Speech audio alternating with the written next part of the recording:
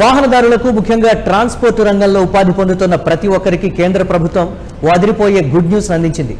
దేశంలో పెరుగుతున్న కాలుష్యాన్ని అరికట్టడంతో పాటు పర్యావరణ హితమైన రవాణా వ్యవస్థను పరుగులు పెట్టించేందుకు కేంద్ర రోడ్డు రవాణా రహదారుల మంత్రిత్వ శాఖ ఒక అడుగు ముందుకు వేసింది. ఇందులో భాగంగానే ఎలక్ట్రిక్, హైడ్రోజన్ మరియు సహజ వాయువు వంటి గ్రీన్ వెహికల్స్కు ఊరటనిస్తూ వాటి కాల పరిమితిని మరో 5 ఏళ్ల పాటు పొడిగిస్తూ ఒక కీలక ప్రతిపాదన తెరపైకి తెచ్చింది. ఆగస్టు 10న సెంట్రల్ మోటార్ వెహికల్ రూల్స్ 1989 సవరణలో భాగంగా ఈ నిర్ణయాన్ని నోటిఫై చేయగా ప్రస్తుతం దీనిపై ప్రజల నుంచి అభ్యంతరాలు, సూచనలను ప్రభుత్వం పరిశీలిస్తోంది. అధికారిక గెజిట్లో తుది నోటిఫికేషన్ వెలువడిన వెంటనే ఈ నూతన నిబంధనలు దేశవ్యాప్తంగా అమల్లోకి రానున్నాయి.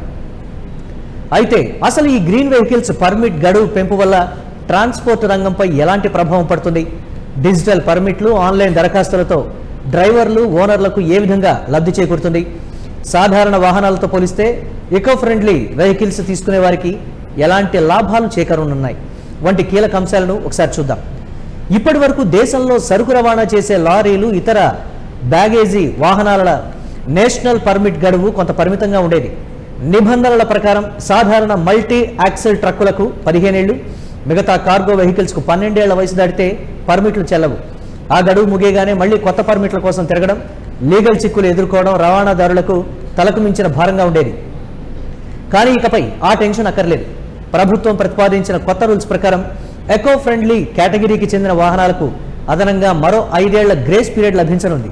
అంటే ఇప్పటి వరకు 12 ఏళ్లు ఉన్న పర్మిట్ లిమిట్ ఏకంగా 17 ఏళ్లకు, 15 ఏళ్లు ఉన్న మల్టీ యాక్సిల్ వాహనాల పర్మిట్ ఏకంగా 20 ఏళ్లకు పెరగనుంది. దీనివల్ల ట్రాన్స్పోర్టర్లు తాము పెట్టిన పెట్టుబడిపై మరింత కాలం రాబడులు పొందేందుకు వీలవుతుంది. అలాగే కేవలం కాల పరిమితి పెంపు మాత్రమే కాకుండా రవాణా రంగాన్ని పూర్తిగా పేపర్లెస్, డిజిటల్ మయం చేసే దిశగా కేంద్రం పావులు కలుపుతోంది. ఇకపై ఆఫీసుల చుట్టూ కాళ్లరిగేలా తిరిగే పని లేకుండా అన్ని ఆన్లైన్లోనే క్షణాల్లో జరిగిపోతాయి. ఈ పర్మిట్ సౌకర్యం ద్వారా ఒకేసారి 5 ఏళ్ల కాల పరిమితికి నేషనల్ పర్మిట్ ఆథరైజేషన్ డిజిటల్ పద్ధతిలో తీసుకోవచ్చు. ఏటా 16,500 రూపాయల చొప్పున ఫీజును నేరుగా నేషనల్ పర్మిట్ ఖాతాలో జమ చేసేలా వెసులుబాటు కల్పించారు. ఫామ్ 46, 47 వంటి దరఖాస్తులన్నీ ఇకపై ఆన్లైన్ బాట పట్టనున్నాయి. ఇక కొత్తగా కొనుగోలు చేసిన ఛాసిస్లకు బాడీ బిల్డింగ్ లేని సందర్భంలో ఇచ్చే తాత్కాలిక రిజిస్ట్రేషన్ గడువును 6 నెలలుగా నిర్ణయించారు. ఒకవేళ వర్క్షాప్లో బాడీ ఫిట్టింగ్ ఆలస్యమైతే నమోదు అధికారి ప్రతిసారి 30 రోజుల చొప్పున ఈ గడువును పొడిగించే వెసులుబాటు ఉంటుంది. అలాగే scientific and industrial research department ఆమోదం పొంది నూతన ఉత్పత్తుల పరిశోధన, అభివృద్ధిలో భాగస్వామ్యమయ్యే వాహన విడిభాగాల తయారీదారులను కూడా ట్రేడ్ సర్టిఫికెట్ పరిధిలోకి తీసుకురావాలని ప్రభుత్వం భావిస్తోంది.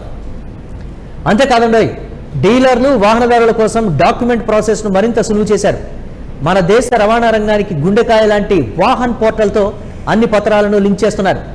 రిజిస్ట్రేషన్ నెంబర్ లేదా డీలర్షిప్ సర్టిఫికేట్ కొట్టగానే సమస్త సమాచారం ఇట్టే స్క్రీన్ మీద ప్రత్యక్షమవుతుంది. జిఎస్టీ, పాన్, ఉద్యమ ఆధార్, కార్పొరేట్ ఐడి వంటి వివరాలతో పాటు ఫామ్ 20లో Aadhaar linked mobile number, loan వివరాలను పక్కాగా పొందుపరచాలి. అలాగే insurance, PUC, fitness certificate, pending చలాన్ల వివరాలు కూడా ఒకే గొడుగు కిందకు రానున్నాయి. మొత్తానికి చూస్తే ఈ సరికొత్త మార్పులు కేవలం పర్యావరణాన్ని పరిరక్షించడమే కాకుండా రవాణా రంగాన్ని మరింత పారదర్శకంగా, సులభతరం చేయడంలో కీలక పాత్ర పోషించనున్నాయి. కాలుష్యాన్ని తగ్గించి ఎలక్ట్రిక్, గ్రీన్ వాహనాల వైపు దేశాన్ని నడిపించేందుకు ప్రభుత్వం వేస్తున్న ఈ ముందడుగు భవిష్యత్తు రవాణా రంగానికి సరికొత్త దిశను నిర్దేశించడంలో ఎలాంటి సందేహం లేదు.